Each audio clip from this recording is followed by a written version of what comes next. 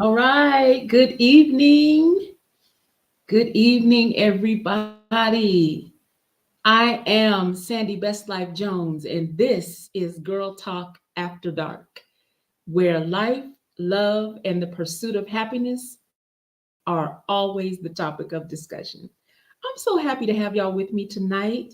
We want to just give a few people time to come in, just a few minutes to give people time to come on in. It's such a great, beautiful day in the Pacific Northwest. I feel so blessed to be with you tonight. I have been anticipating this conversation for a couple weeks now. It is not like I've never had a conversation with my guests before, but I just feel like this one is going to be different. So I'm really excited to have her here tonight, and I'm going to bring her out in just a few minutes. I see her in the green room right there. We want to give people time to come on in. When you come into the chat, go ahead and put a red heart in the chat so I know that you're here. And we'll get started in just a few minutes. As you can see, I am wearing red tonight because May is National Stroke Month. And I wear red tonight in memory of my sister Alicia, who lost her life to a stroke almost 11 years ago. When it comes to stroke, there are 4 letters that you need to know. And I want to share this information with you really quickly. Those letters are FAST. F is for face drooping. Is your face drooping? Is your smile lopsided? Does your face just look like it's a little bit off? That could be a sign of a stroke.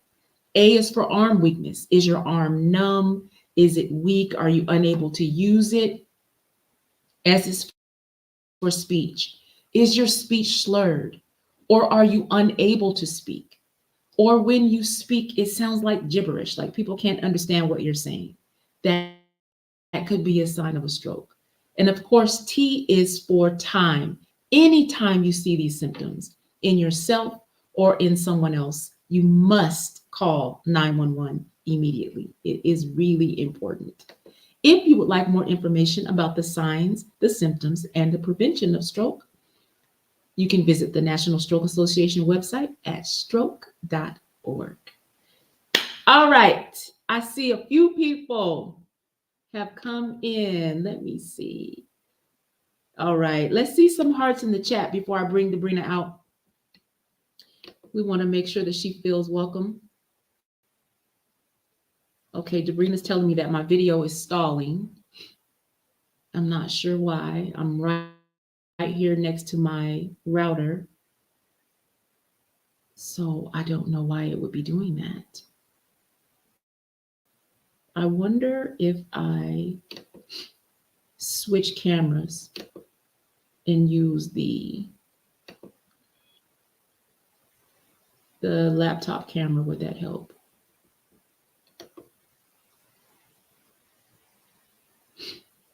Oh, it's a little fuzzy. I don't know if I want to do that. Is that helping, Debrena? Still stalling? Yeah, I can see that it's delaying too. Hmm. Yeah, I'm not sure why it would be doing that because I'm on my Wi-Fi and I've got lots of strength on my Wi-Fi, so I'm not sure. I'm gonna switch my camera back though. Let me see if there's anything else I can do to fix it. Hmm. I'm not sure, but we're gonna roll with it. If you're on Wi-Fi, try plugging it into your router. Hmm. Okay, we're gonna roll with it and see what happens. All right. Now, before I bring Debrena out, I want to make sure that we introduce her properly because she is,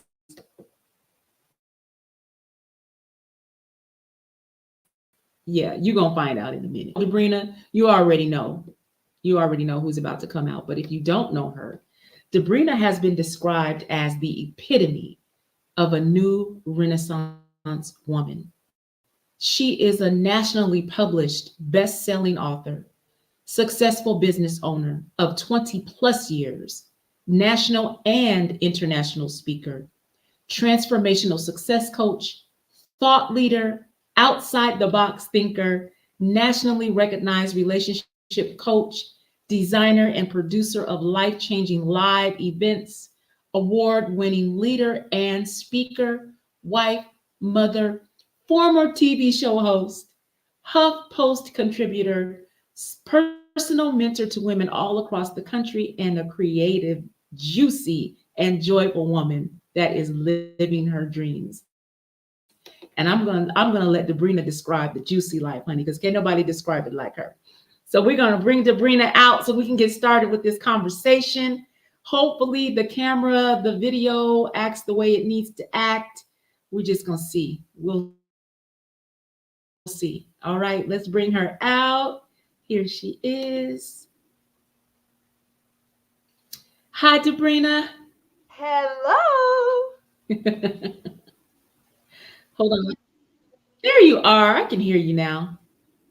How Can are you you, see my me okay? dear? I can see you. I can hear you. Can you hear me? Oh my goodness. Can you hear me? I can. Okay. But I We just think have a there little is a delay. delay. I'm not sure what the Yeah, there is a delay for some reason. I'm not sure why. I'm not sure why it's doing that. Well, great But to we're be gonna here. work with it. Bring it on. We gonna flow. Yes. It's so good to have you here. Thank you for coming on the show tonight. It is my pleasure. I am so excited to do this. Yes.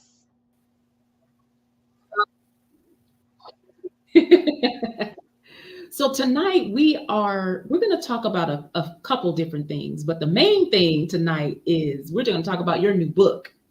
And I want to make sure that I put up the cover of the book so when folks get ready to go and purchase, they know exactly what they are buying.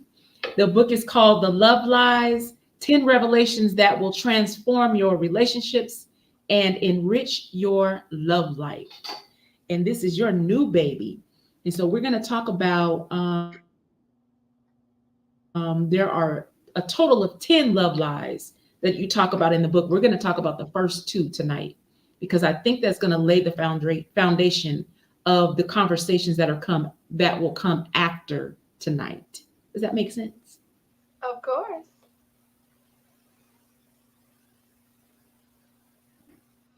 Okay, wonderful. All right, I'm going to see if I can turn you up so I can hear you a little bit better.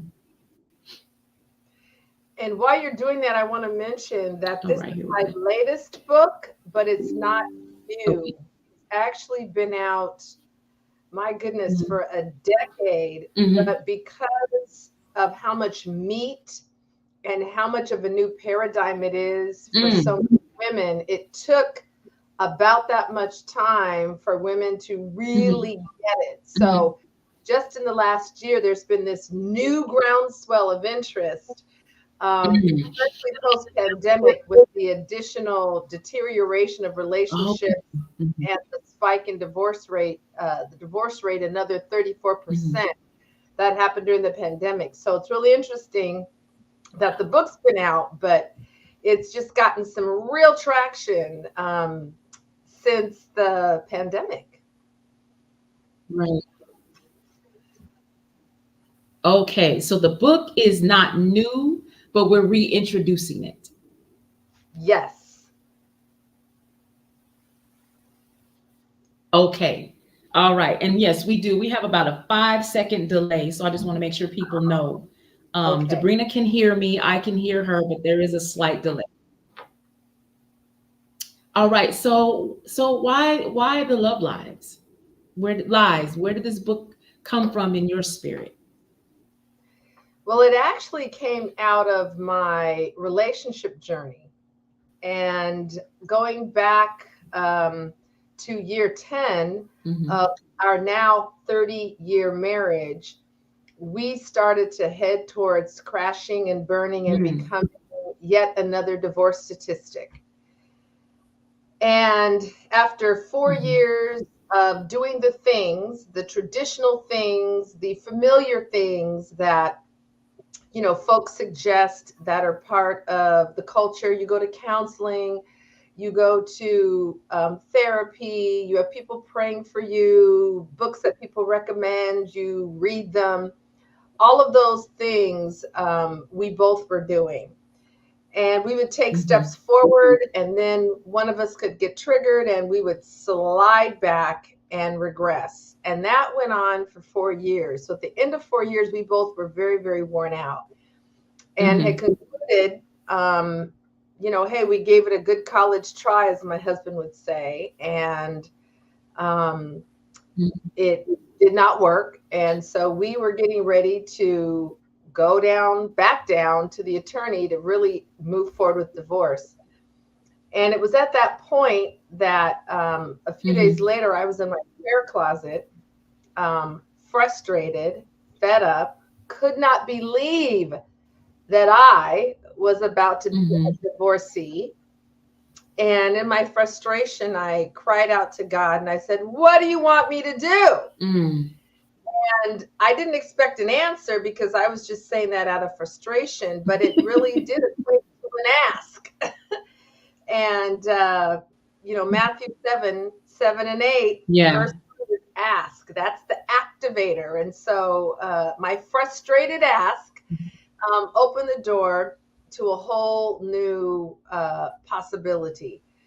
And the Holy Spirit said to me, "Thank you for finally asking." Mhm. I'm like, wait, wait, wait, wait, wait. What do you mean, thank you for finally asking? When I reflected, I Hmm. realized that I've been talking to other folks, lots of other people, and I had been praying a lot, more so expressing frustrations and lamenting, but I had not put an ask forward. God, what do you want me to do? It's like, wow, mind blown. Right. And that key question was what Right. changed everything. So this book is really about the insights, the learnings, the healing process, the transformation, not just the saving of a marriage, but Mhm. it becoming a new thing, like caterpillar to butterfly, new thing. And it applies to not only married folks, but these love lies apply to women that are single as well. And this is really the first 10 of the female love lies. This is not all Mhm. of them. But that's how the book came about, out of my own journey and marriage Mhm. transformation, which means Debrena's transformation. Right. Right. I remember on page 19 of the book, you talked about, your wedding was elaborate, Yes. upwards of 500 guests. It was so elaborate that it was featured in Glamour magazine for how Yes. beautiful it was. And in by year 10, you started to see some cracks in the foundation. And by year 14, you and your husband were done. Yeah. That's Yeah. And what I wanted to reiterate that because I know that a lot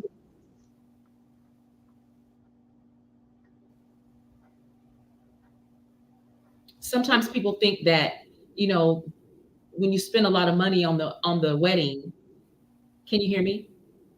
I can now. Yes. Okay. Sometimes people think spending a lot of money on the wedding will ensure that you stay married forever, and that's just not the case. Am I right? Right. Because that's the ceremony, but it's the journey and the experience that we tend to be little prepared for. We Mhm. spend lots of money on the wedding, and the engagement period, in my estimation, is misused. Mhm. Instead of learning how to engage as future husband and Mhm. wife in covenant partnership, Mhm. the engagement period is usually the future bride and her mother planning the wedding. So it's a planned period instead of a learn how to engage period, Mhm. um, Yeah. which, which is yet another one of the flaws of Mhm. thinking and believing in how we even enter into marriage. And really, you're coming to the starting line when you have the ceremony.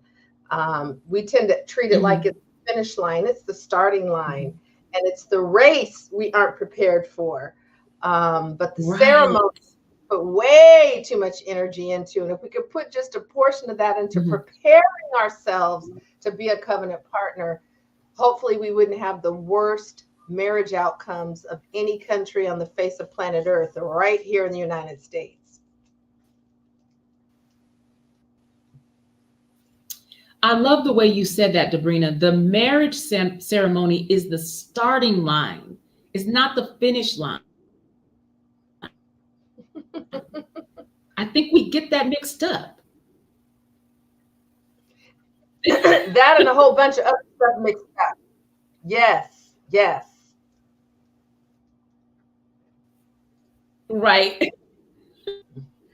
So why do you think that most of us approach relationships and marriage um, in a way that is opposite to the principles that you share in this book? Where do you think that comes from? Well, I talk about the single journey and I talk about covenant marriage.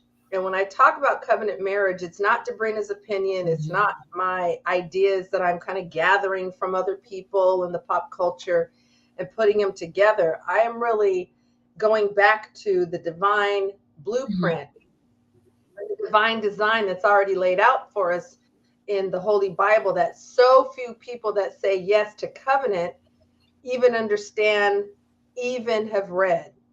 So, Mhm. so when it comes to the marriage piece, it's not Mhm. just my ideas. I'm simply relaying this design that so few people have even become acquainted with before they said yes. Then the reason I talk about Debrena's modern courtship is because dating, Mhm. as Right. we've been doing it, is what has led up to marriage.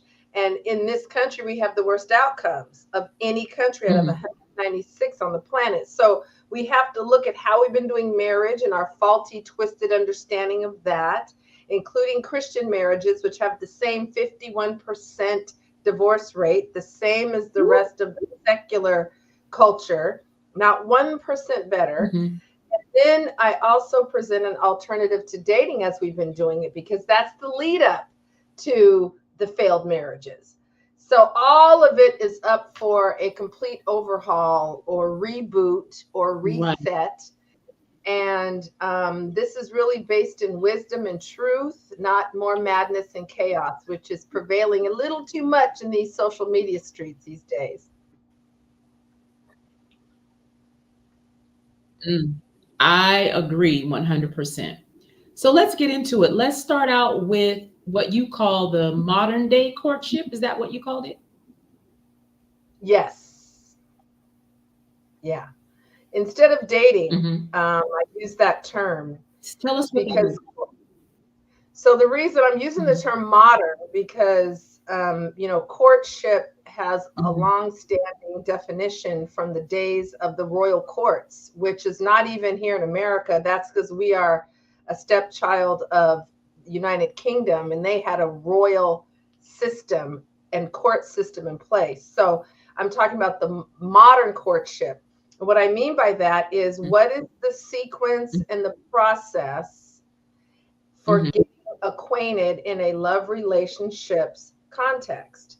And we've lost all sense of the sequence and the order Mhm. and how it should flow. And even this notion I talk about, energy units, the energy units are all out of whack and all over the place. And we claim that in dating, we're getting to know him. If you ask women, why do we date? What's the purpose? To get to know him, to get to know him, to get to Mhm. know him. Really, what's happening, the way we've been doing dating, is really a judge and assess process. It has not been to get to know him. It's treated men like a commodity based upon the man list that so many women have. And we are judging and evaluating him in our minds against the list. It's not about getting to know him, it's about screening him. It's about screening and rejecting in most cases. So all of that part of the Mhm. old paradigm that we so-called dating that has failed us and led to failed marriages is out the door now. And here is another approach that's a win-win for men and women. Men have told me, women have told me. I do classes and courses for men only, and relationship classes and courses for women only. And Debrena's Modern Courtship is a win-win for men and women. So, yeah, that's the term I use to describe my alternative to dating as we had been doing it. Debrena's Modern Courtship. Debrena's Modern Courtship. Okay, I like that.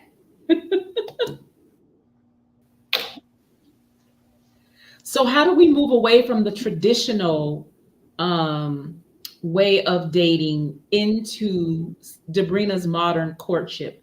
What is the first step into moving towards a more modern form of dating, getting to know someone?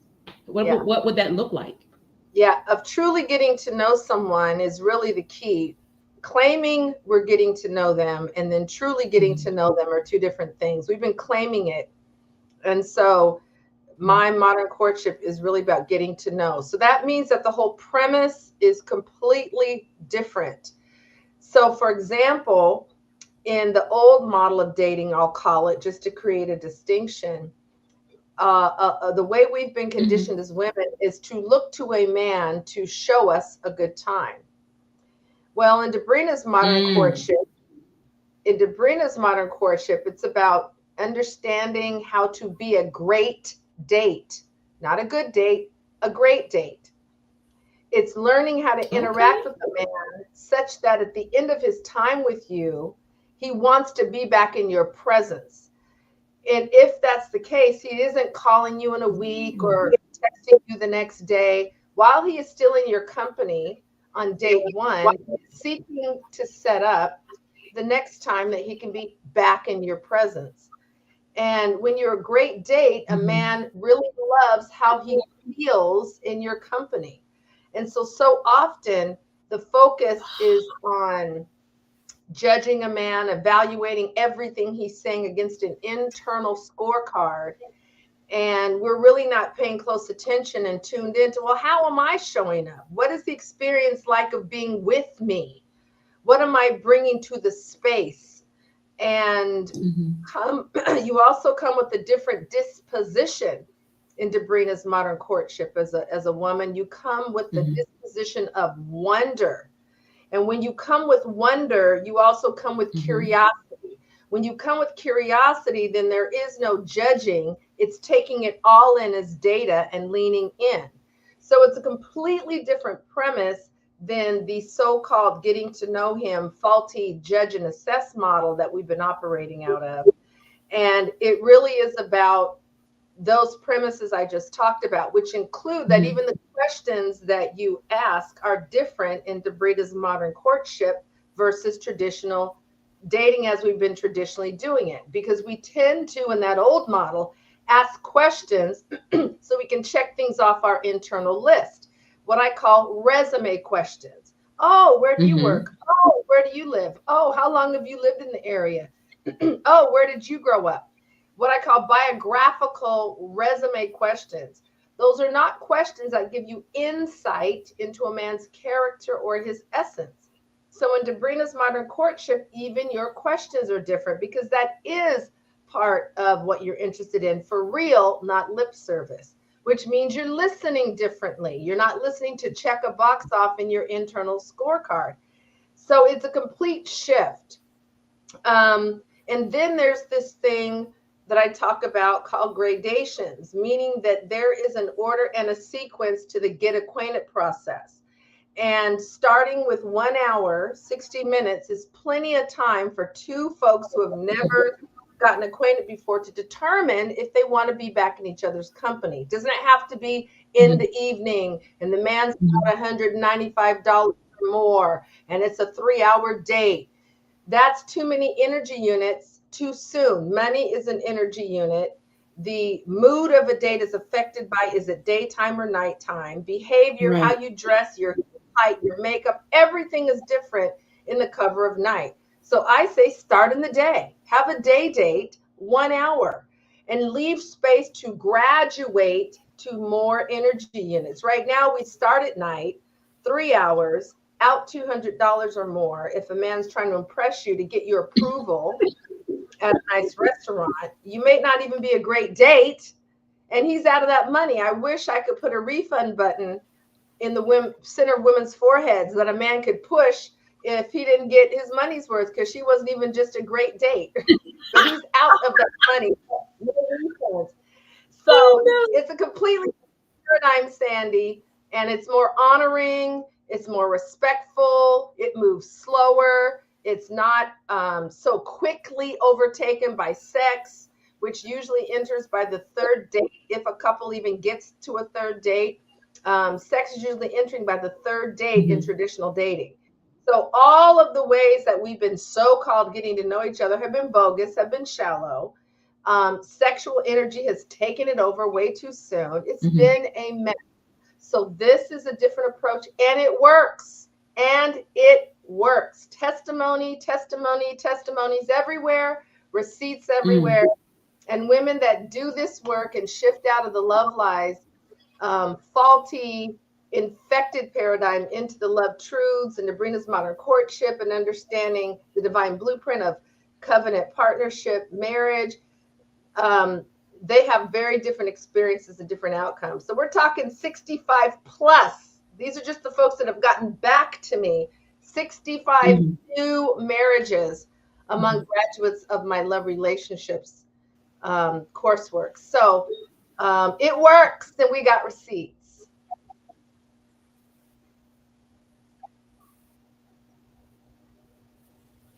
So, oh my gosh, this is so good. So let's use me as an example. I'm Okay. single. Was married for a long time. Now I'm divorced. Going into the dating scene with Debrena's modern courtship. As a woman, am I doing more listening than talking, or am I paying attention to and kind of letting him take the lead, but staying in the flow with him? Well, it's conversation is between two parties. So the point is that the questions we're asking are not those that mimic the old dating model, the examples I gave. So it doesn't mean you have to now just be listening the whole night, but your questions are different. And you are listening at a deeper level, because it isn't just the insert and answer. Oh, where do you work? Oh, where do you live? Oh, how long have you lived in the area? You can answer with one fill in the blank. Now you're asking questions that have more depth. So you want to get to know what kind of things have shaped them. If you were to ask, for example, oh, where do you work? Oh, I work at Amazon. Wonderful. What do you do there? I'm in logistics. Wow, what does that involve?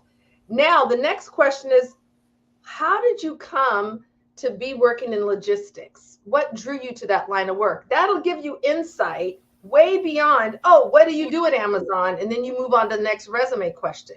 We don't usually pause to ask what reveals what shaped them, how they think what they think, why they made the choices they made. Oh, well, what drew you to logistics? How did you get into that line of work?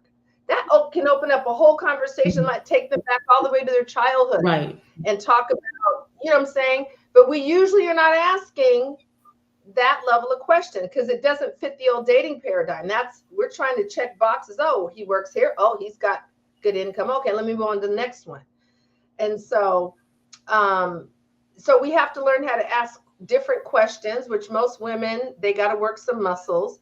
But even before we get to a date, there's some pre-steps that need to also be in place. Couple things. One is women got to check their signage. Your face is your primary signage. Most women's sign it says closed. It doesn't say open. So first, women got to check their faces. As you move about in your day, as you're at the grocery store, as you are going to the dry cleaners, you're out at a restaurant, you're at a concert with girlfriends, you're walking at the park, whatever, check your signage. And most of us, our sign says closed to a man. Now, that might be because you're in your Mhm. head thinking about Mhm. something, you're pondering, you're troubleshooting in your mind, you're turning over some situation. But the bottom line is your face is reflecting all that. So, first of all, most women, their signage says closed. So, before we even get to a date, there's some stuff that has Mhm. to happen and be in place to even get to a point where we are at a date. That's like the fourth or fifth in this whole process. So check your signage. Is it on? Number two is most women don't know how to do what I call close the gap.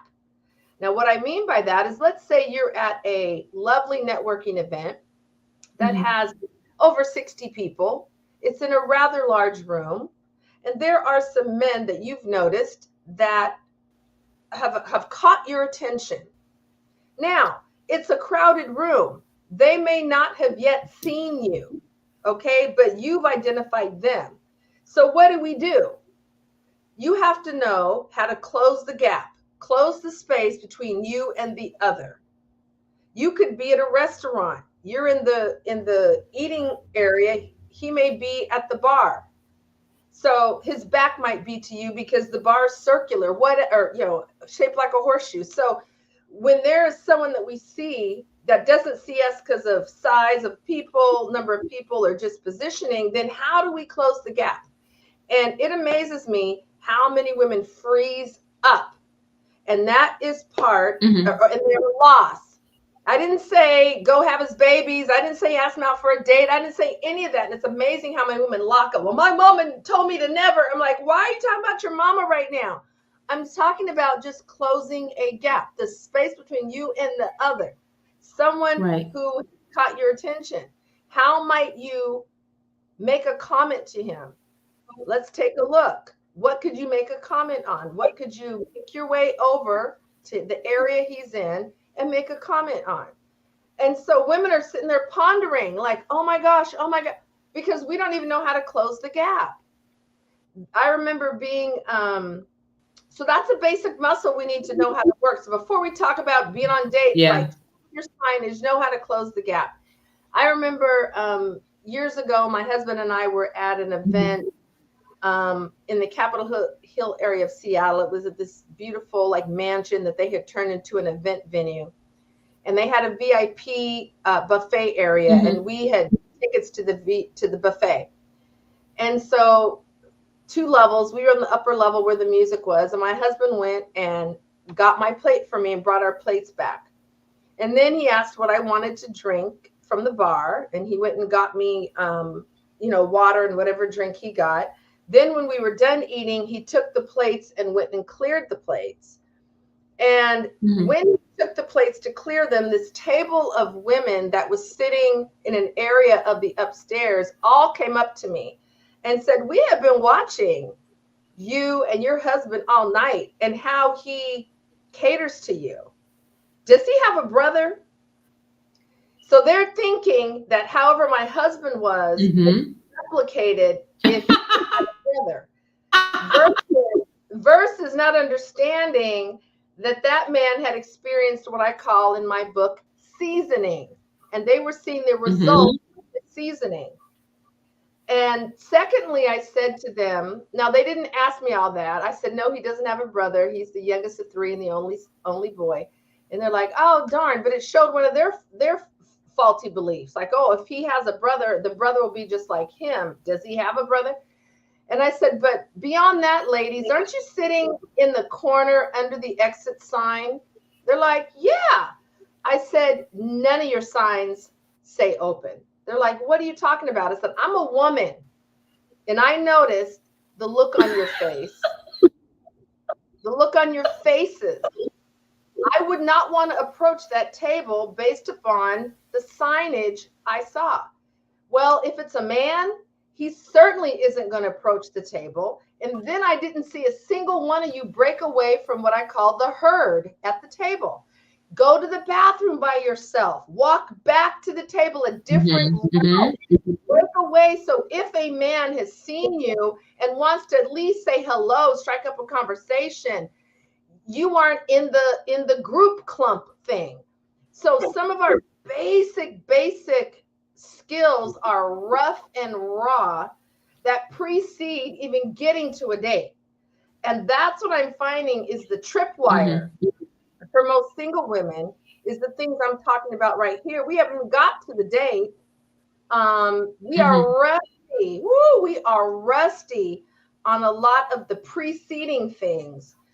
So I'm having to hit the rewind button because I was focusing on being a great date. As I'm watching more and more women out in spaces, I'm like, oh no, we got to rewind it back and talk about signage and talk about how to close a gap and talk about how to break away from the group of women you came with. And, for yourself, and in case there's someone that has eyed you and wants to find an opportunity to strike up a conversation. So that's where we got to start, Sandy.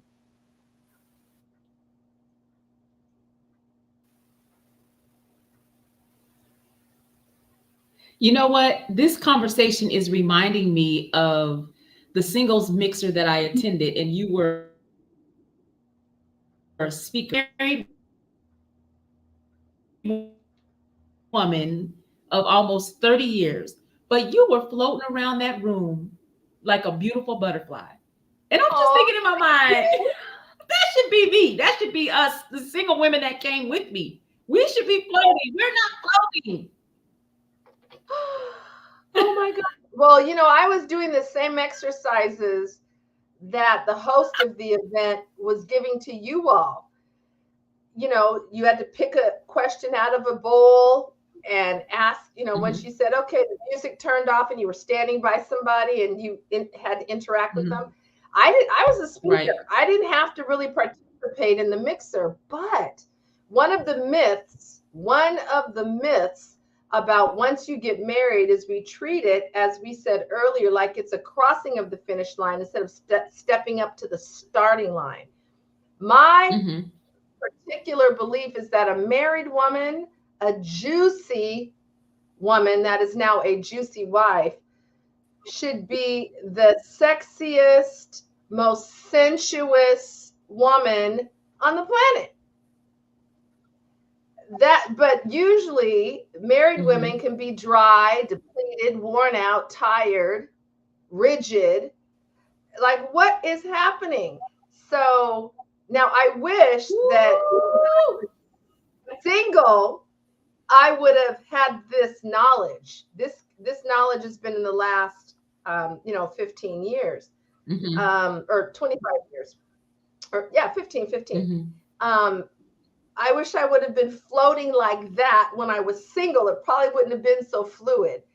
Um, but again, I'm Mm-hmm. practicing and working the very muscles that I'm talking to other women, single or married, about. So it is about, I'm married. I don't need to work any muscles. I've arrived.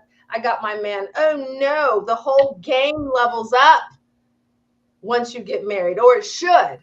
So yes, I was right in there talking to the gentleman, asking questions, learning how Mm-hmm. to listen, sharing, right along with everybody else, because I want to keep my muscles in good shape. Those conversation muscles. Ah,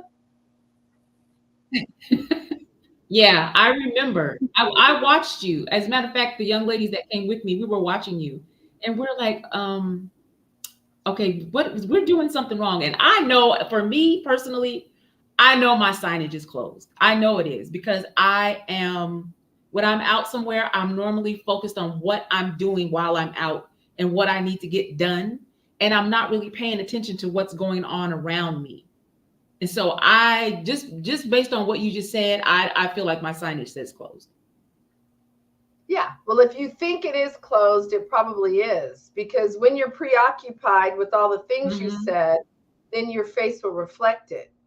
Um, but it isn't as we're out moving about, which there's many missed opportunities just moving about. But even when we're Mm-hmm. in places, I have seen it. We're in places, we're at networking events, we're at a lounge, we're at a reunion, whatever it is, I have seen how the signage is still off and the ability to close Mm-hmm. the gap is still resting, and the ability to strike up a conversation or know how to enter into a comment to a man. It doesn't even have to evolve into a whole conversation.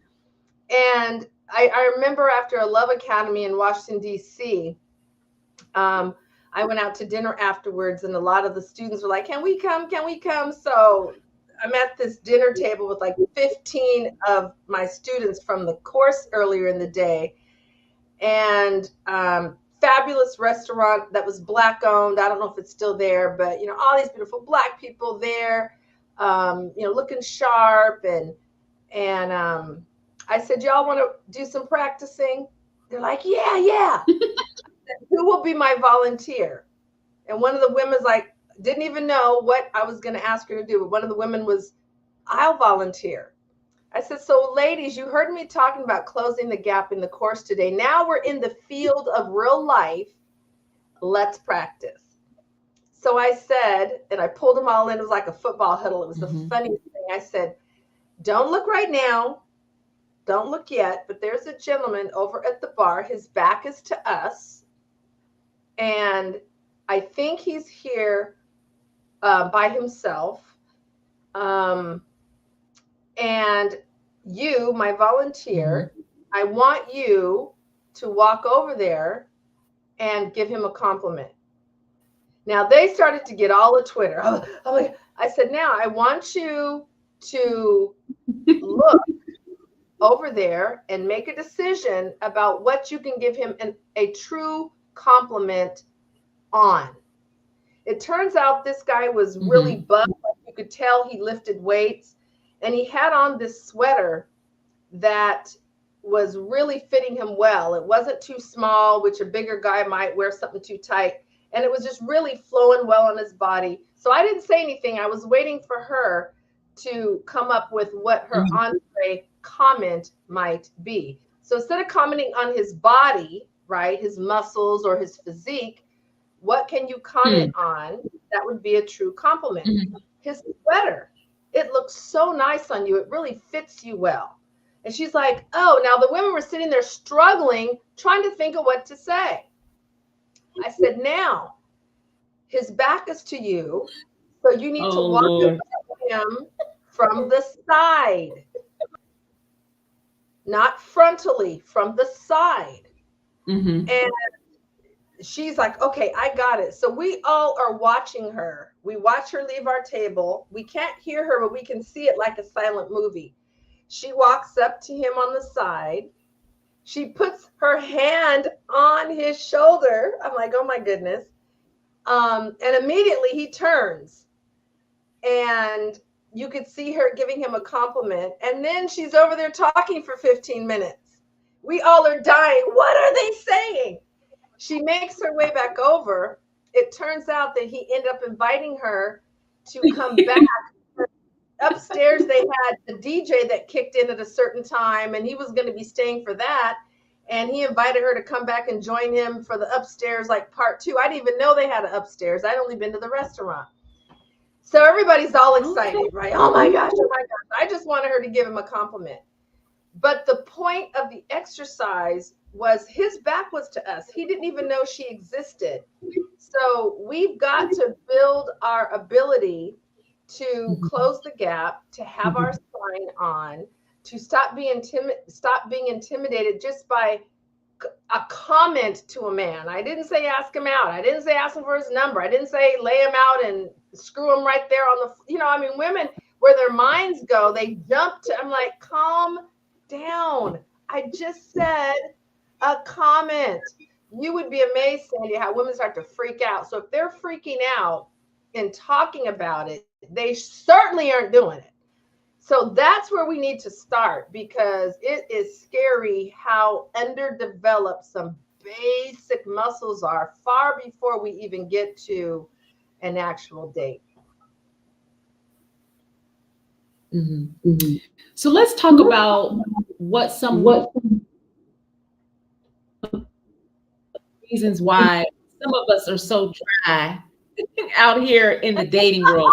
Let's get into love lie number 1. All right, so I'm going to put it up on the screen, but then I'm going to read it too. Oh, this is great. I just love All these right. It says graphics you love put line out. number This is one. Love great. is found. This is love line number one says love is found. This love lie has us treat love as a thing to look for, to try to find, or to acquire or get from a man in our love relationships. Why is that a lie? And if love being found is not how if you don't go out to find it, how do you experience it? Yeah. So the chick flicks and the romantic comedies, which absolutely target women, all operate from love line number one. Mhm. That love is found in a hymn called The One or The Soulmate or Mr. Mhm. Right. And when we find him, according to our what I want in a man list, which is dehumanizing and treats a man like a commodity, by the way. But when I find the one, Mhm. he has the love that I am Mhm. seeking, wanting, and looking for, as if it's a thing over there to now hand over to me so now I can have it. So love isn't gotten from somebody. Love by Mm. Mhm. design is extended. Love is shared. Love is received. So when we are operating in the love is found, we're looking to get something from someone. And oftentimes it's because we have Mhm. not Mhm. connected Right. to that energy, that force called love that's already available, moves through our Mhm. being, and we're looking for it externally because of the false programming about love relationships. Mhm. So that is the language. Right. Oh, I'm not looking for anyone right now. Our language gives it away. Oh, I'm not trying to find anyone right now. Our language reveals the faulty programming. So the first love lie is like, let's bust up this myth about love, since this is love relationships and how love really operates versus the way we've been thinking it operates in our confusion and in our immaturity. So that's the very first one. And when you Mhm. think about all the energy that we have put into trying to find and looking for Mr. Right, we could probably power, the North American continent off of the energy. Mhm. So that is the dynamic. We don't think of ourselves as magnetizing and drawing to us and as being living magnets. Mm. No, Mhm. we are seeking. We're on the hunt. We're trying to find. Everything's externally focused on something out there we've got to connect with.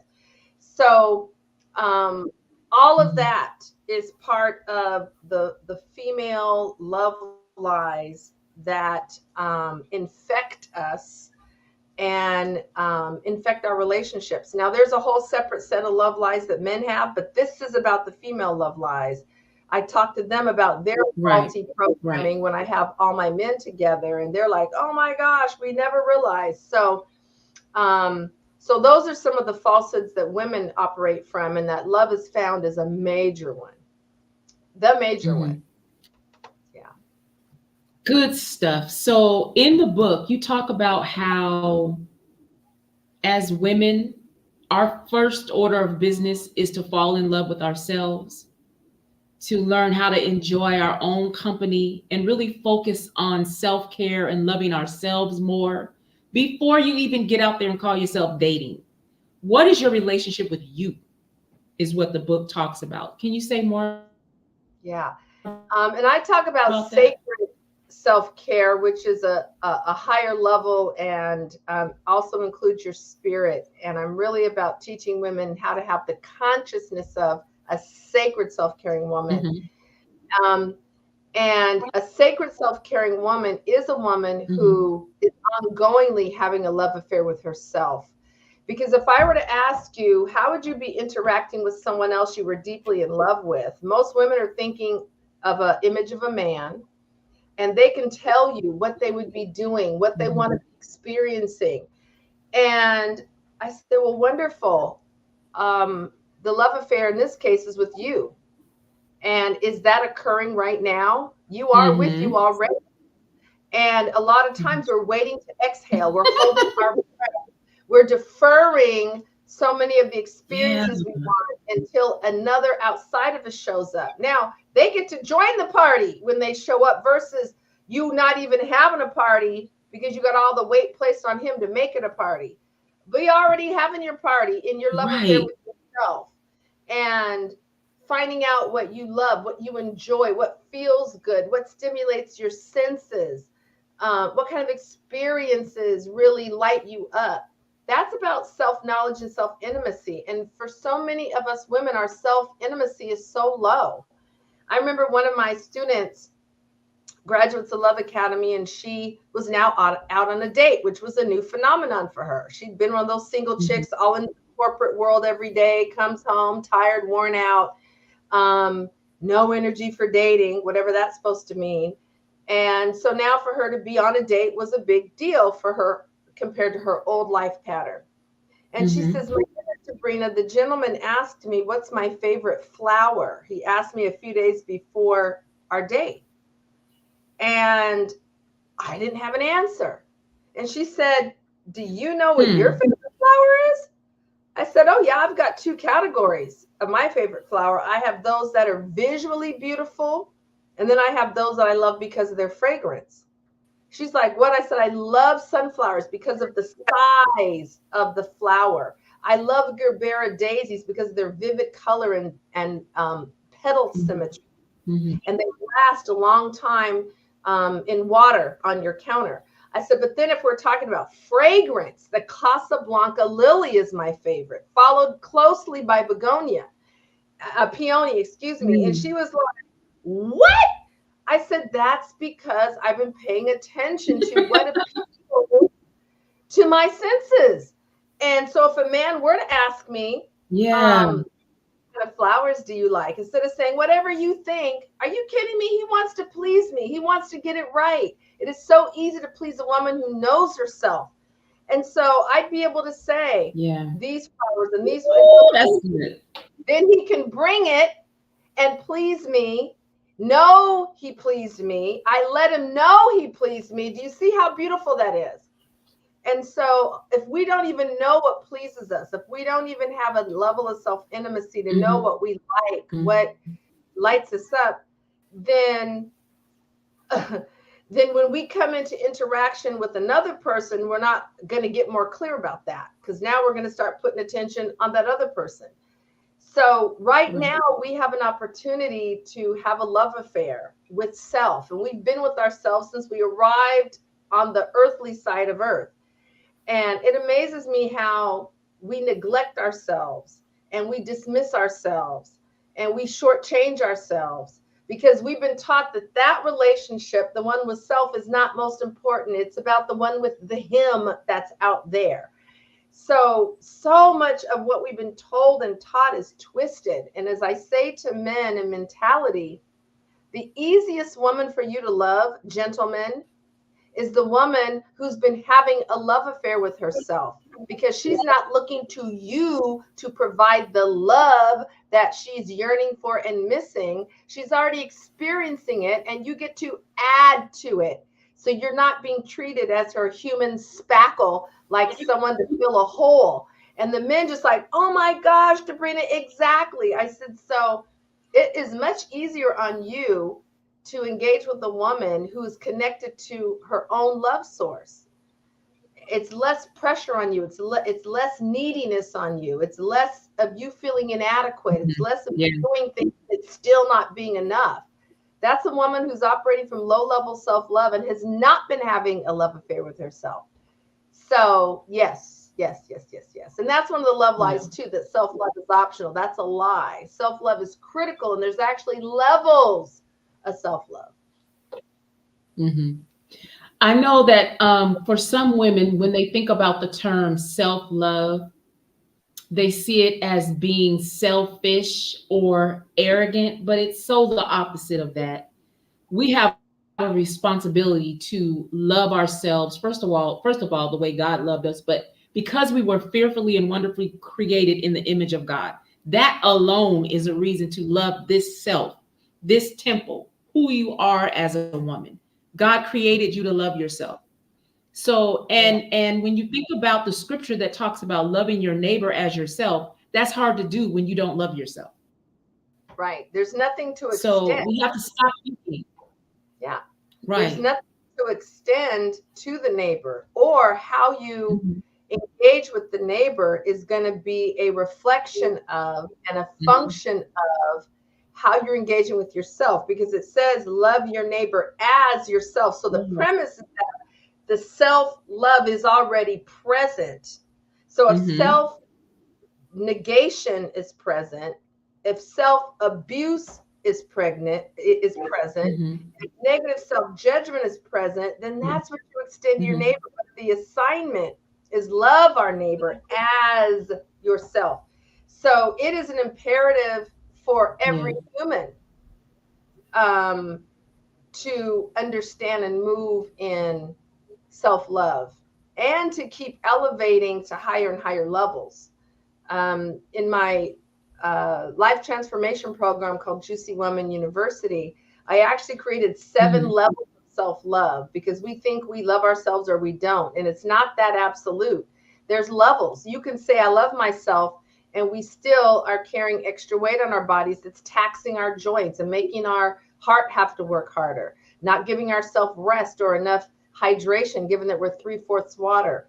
Or we can say, oh, I love myself, but we're letting too many men in through our yoni gate, our vagina, in the name of Mhm. sex.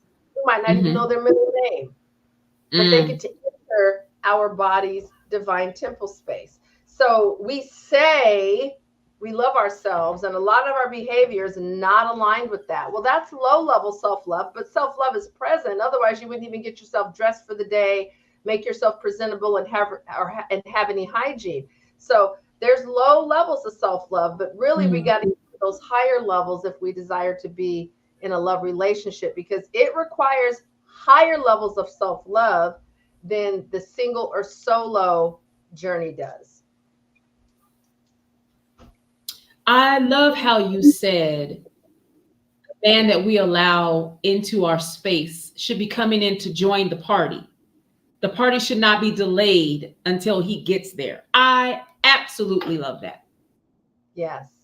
You have everything you need to have a party right now and invite him into your party, versus let me wait and wait and wait and wait and find someone that will have the party and I join Right. them. What? Crazy. Mhm. But that's how Right. we live, waiting to exhale. That movie title captured it. We're waiting to live.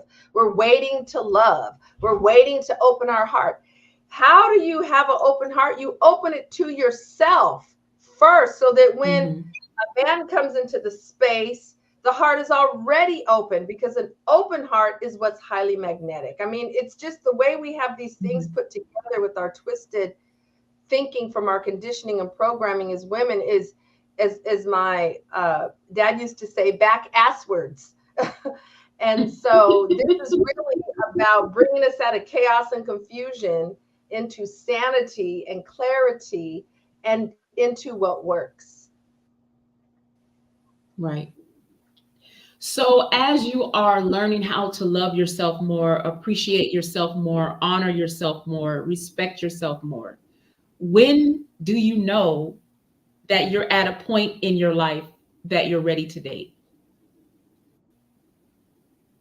Yeah. I call that being eligible. Hmm. And Hmm. one is here's some of the indicators. You get to really enjoy being in your own presence and your own energy. Hmm. Now, that sounds so simple, but do you know how many of us are in constant and perpetual busyness because we Yeah. do not want to be in the presence of our own energy, or we're looking for someone else to always have to be sharing a space with us for us to be in joy or be fulfilled? That's a tall order Hmm. for a lot of women, especially if you grew up in a large family, or if you, um, went right from your, a family home to a house with a husband or roommates or whatever. And so being comfortable being with your own energy and in your own presence, like where you can delight and revel in it, that is a real thing? Like, can you say, yes, I'm there?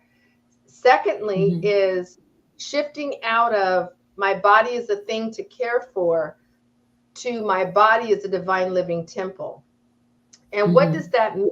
How I perceive and care for this, and what does it mean in how, in terms of how Right. I show up in the temple, because it's the encasement that holds my spirit, and every day on earth it's with me.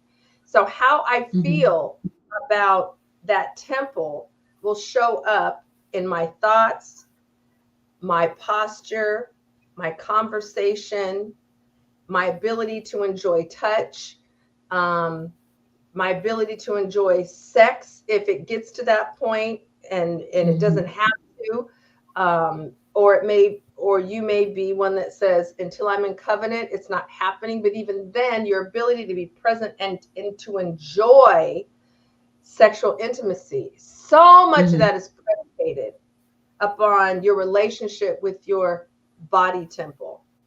Mhm. Then there's having your radiance on. Mhm. Radiance is the luminosity that uniquely a woman is able to emit. Now, we usually Mhm. see radiance when a woman is pregnant. We call it the pregnancy glow. What's really going on? Right. She has her Right. life force, and she's also growing another life force within her. So when you take the life force of herself plus the growing child, it creates a light that literally people can sense and see. But here's the Mhm. beautiful thing: you don't have to be pregnant with a human child to have Thank that God. radiance. But so many of us, that radiance is off. The bulb is out. The Mhm. glow is dead because of how we've been Mhm. living: depleted, overwhelmed, overdoing, overextended, thinking that sacred self care is selfish, while it actually shifts you into a generous state and not so Mhm. self informed and self-centered. It shifts you into now noticing and having an abundance of energy and attention to actually extend out to other people and not preoccupied with just and only your life. And Mhm. so these are some of the prerequisites that I recommend that really support having really great dating experiences. Not to mention learning how to be a great date and coming with a Mhm. disposition of wonder and Mhm. fascination and curiosity. So that means you have to do some mind shifting out of the Mhm. old dating model of, here's my man list and let me scorecard him and negatively judge everything he says and ask him the resume biography questions and sort and screen. Let me learn how to focus on what is the experience like being in my presence on a date versus him Hmm. showing me a good time. So um, so there are some preliminaries that really should be cultivated even to be eligible to date. If you are coming out of divorce, Mhm. you're coming out of a relationship or a past relationship where there's a lot of low level emotional residue still in your system because you haven't done intentional and repeated healing work, then you want to engage very intentionally in cleaning that out of you. Why? Because it infects your signal. And a lot of times women will say, I don't know Mhm. why I keep attracting men that, I don't want to have to settle. You're not attracting a lower quality of men. You're attracting a man based upon your signal, your energy field, the emotions that are in there, the beliefs that are in there, the thoughts that are in there. All of those inform your energy field that goes with you wherever you go. And men are very attuned to that. And if you have a lot of low level emotion that has not been cleaned out of your system, though you may have your nails done, though you may have your hair done, though your outfit may be fabulous and your makeup is flawless, there's an energy field that's accompanying you wherever you go. And that is attracting men, not just the physical presentation. Mhm. That's only part of the equation.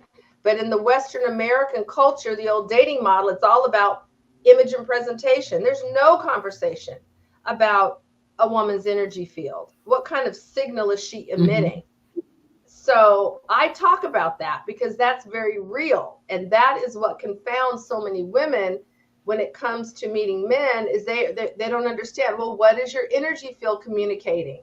Oh, you still Mhm. have I don't trust you floating around in there from 2 boyfriends ago? Do you still have Mm.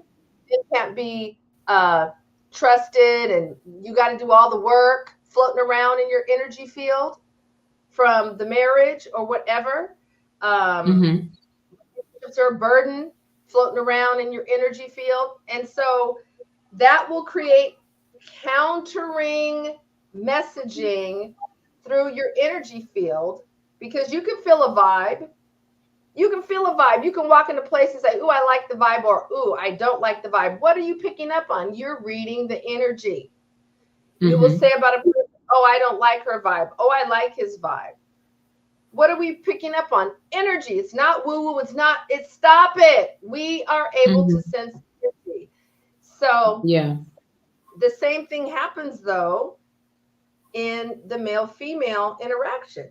Men are reading our energy. So those are some of the things, Sandy, that I suggest women tend to, as part of their intentional desire to get ready to be Mhm. dated. I like to say it that way.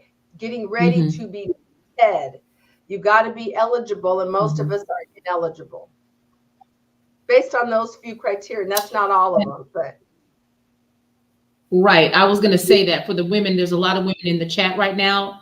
I need you to know that the book, The Love Lies, goes into detail about how to ready yourself to be dated. It yeah. goes into detail. That's why you got to get the book.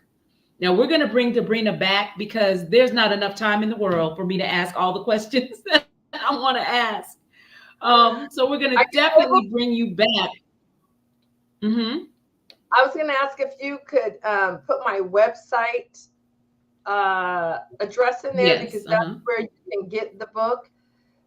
Plus, I have some other resources. I mean, the book is meaty, it's powerful, and it also talks about covenant partnership as well. So, whether you're single or married, the Mm-hmm. book is chock full of mind blowing truths and insights. But I also have on my website an audio program called The Cure that introduces you to this new paradigm I'm talking about, juicy love relationships and juicy Mm-hmm. covenant marriage. There's another audio program called How Men Tick. So many women project how we are and how we think onto men. Men are different creatures. They actually come from a different Mm-hmm. creation cycle than we do. We're not even from the same creation cycle. And so most of us don't understand men. Men frustrate us and confound us. Men are beautifully uncomplicated. We're the more complex creature. So if you find yourself being frustrated or confounded by men, you probably don't understand how they tick. So I have an audio training on that that also goes into manny. Women and men communicate very differently. We speak womanese, they speak Mm-hmm. manese and understand manese. Most of the time, if we're experiencing communication frustrations in our love relationships, our marriage, and even with Mm-hmm. our sons or male bosses or male coworkers or team members, it's because we're speaking womanese to them. And so, how men tick goes into well, what are some of the distinctions between womanese and manese? So you can begin to shift your communication pattern and start to get what you want with less effort and more ease and the first time instead of having to repeat Mm-hmm. yourself. If you have to repeat yourself a lot, that's because you're speaking womanese to men, not manese. So there are resources. I have a third audio program called um, Illuminating Conversations, and it's on emotional healing and Mm-hmm. forgiveness an introduction. Most of us have twisted understandings about forgiveness, which is why we have not been engaging in it. So I just want your viewers to know, in addition to the book, which every woman I think should have, there's also other resources, because this is a new paradigm I'm talking about. This is not just tips and techniques and change a little behavior here and flirt this way. And no, this is an overhaul of a failed model that I'm introducing into a new paradigm. So thank you. All that through the website. All right. So the website is on your screen. Yes, the website. You can grab your book there. You need to have your book before we bring Debrena back. We're going to talk about, and we're going to do this when we bring you back. Oh, and I just heard love lie number 2 says, a man completes me. This love completion through a man, and has us look to a man to fill voids within us. Inner voids cannot be filled by an outer substitute filler or even another human. That's God territory. Oh Lord, we ain't ready for that.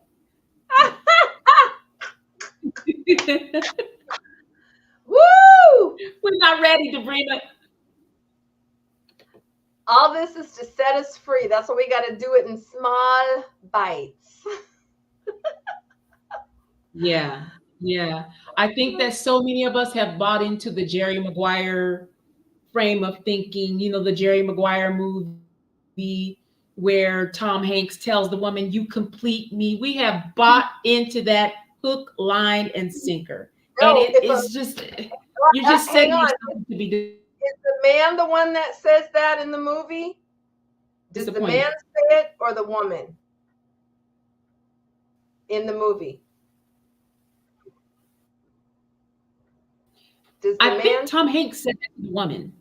If the man says, "You complete me," that is actually accurate.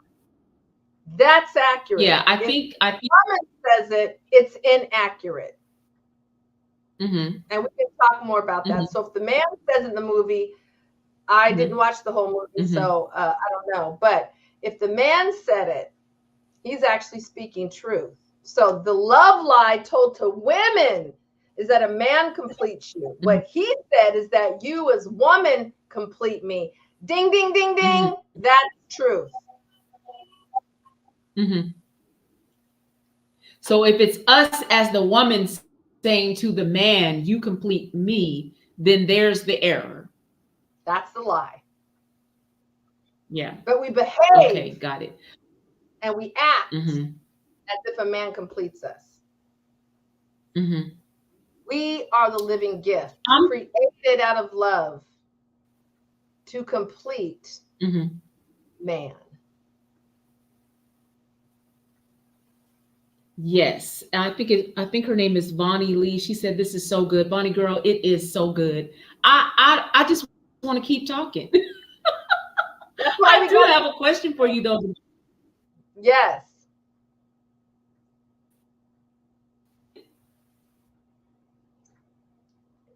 I can't hear you. Oh, you said you have a question for me, but I can't hear you quite yet. Say what you said again. That's why we have to. That's why we got to have a series, not just a one and done. There's so much to unpack with this topic and this new paradigm. So, yeah.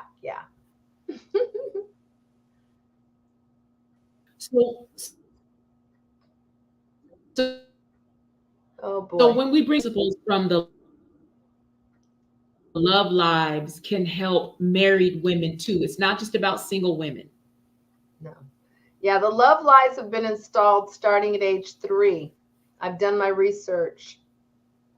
And so most married women are in their marriages operating from the love lies, these faulty, flawed twisted beliefs that have been part of their programming and conditioning, including being reinforced in church. Unfortunately, reinforced instead of dismantled.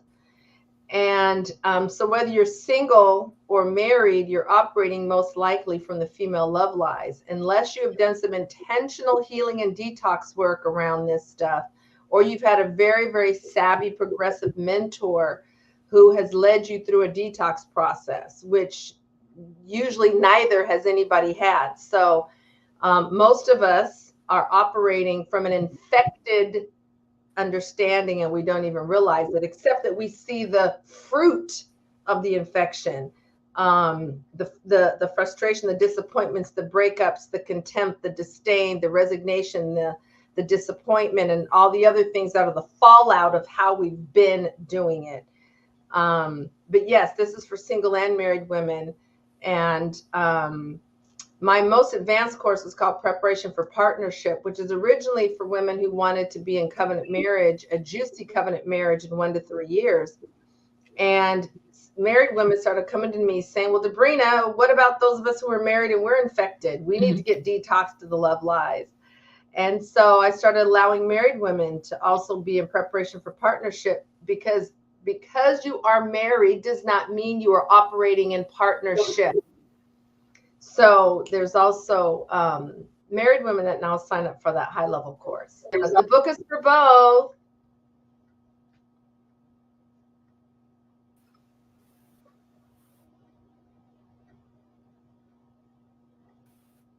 Lies. It is available on Debrena's website, milliondollarmentor.net. We are bringing Debrena back as soon as I can find a little teensy tiny space, because we have not finished with this conversation at all. In addition to purchasing the book on Debrena's website,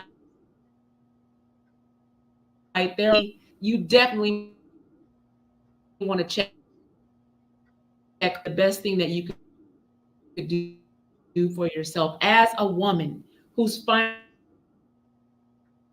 ready is,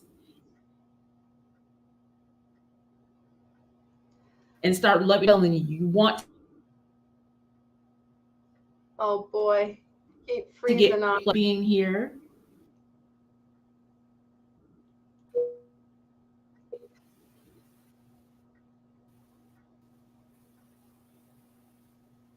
You were freezing on us on that final statement, Sandy.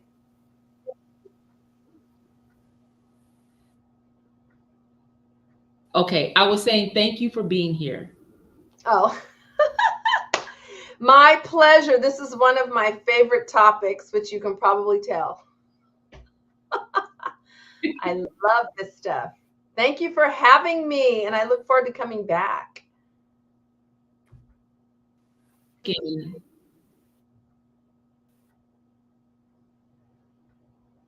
A local copy. I think they can do that for me. Say that part again. That's what I'm going to.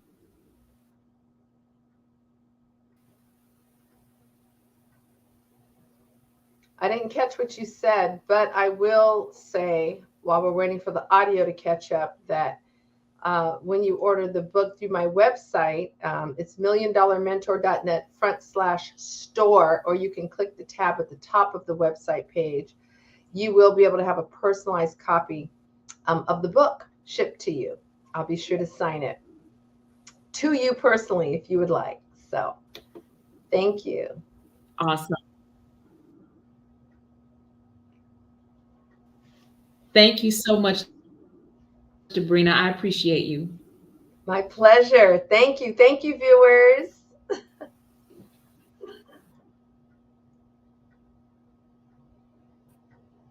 Soon.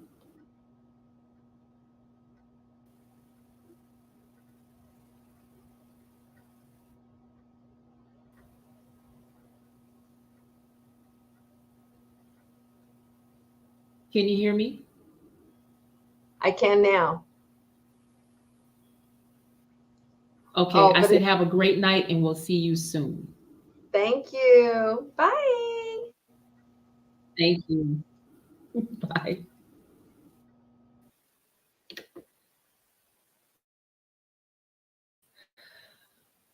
All right. That is our show for tonight.